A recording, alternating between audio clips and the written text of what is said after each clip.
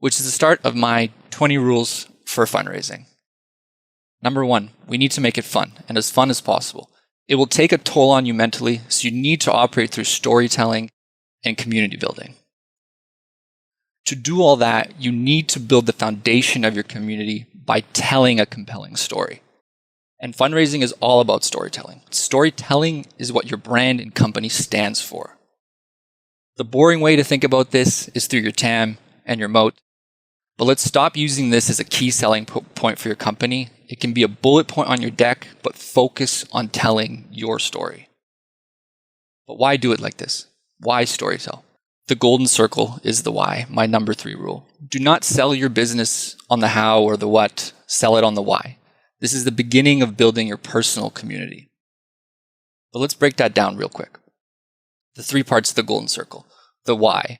Why do you do what you do? What is your purpose? How do you do what you do? And what do you do? The how and the what are incredibly boring and seen all the time and hard to connect to on a personal level. You need to make yourself stand out. My 4th rule. Tell your story and why your company and your vision matter. Investors see hundreds of decks, so why bore them with the same promises of hypotheticals, a massive TAM, or projected revenue? The why is much more interesting. My 5th rule. Take an example from Shopify President Harley and this very simple tweet. Shopify is not a technology company. We are the entrepreneurship company. We enable people to achieve their own unique version of success. Could you imagine if Shopify's pitch deck and they were raising money today by selling the what and the how?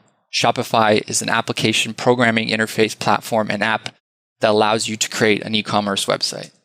Boring. It's very boring and easily forgettable. Talking about your why resonates and builds a connection with your community of investors. What's easily forgotten is TAM. What's not forgotten is a captivating why. Rule number 6. This is a fundamental rule that you need to value. Investors are your personal community. That is the mentality you should take into fundraising. They're people too, and who you surround yourself with matters. Rule number 7, and to that point, whatever idea you have in your head right now around your ideal cap table, just throw it out and forget it because you're probably wrong. You don't know the world and you need time to explore it. Once you realize you're building community and you throw out this perfect cap table you have in your head, rule number 8 comes in, and it's not about the money. You need to get that out of your mind. Yes, you are here to fundraise capital for your business, but this cannot be the decision maker for who you work with. The money will only get you so far. Rule number 9. Find the investors who can bring you and your company value.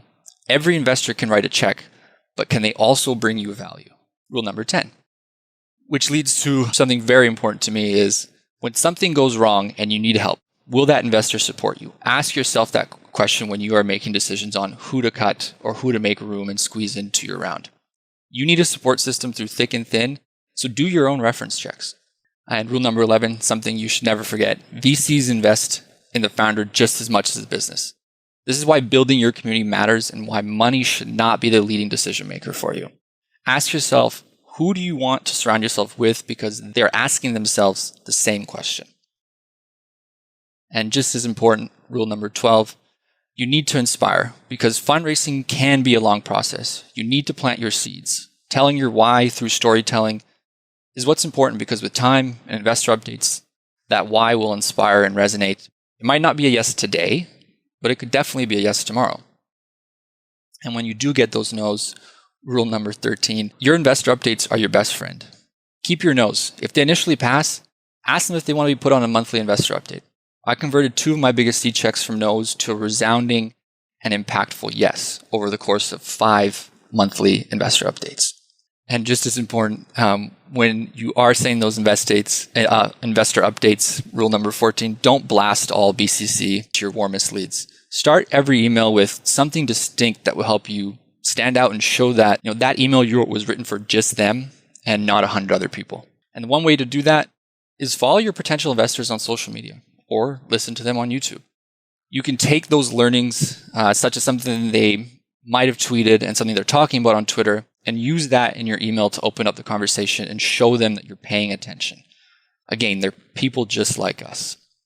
And most importantly, fundraising is not a race. Have some patience. It will take time, and your community will start with 1 and then grow to 2, 3, 4 commitments. But it will take time. As much as you nurture the growth of your business, you also need to nurture the growth of your VC community.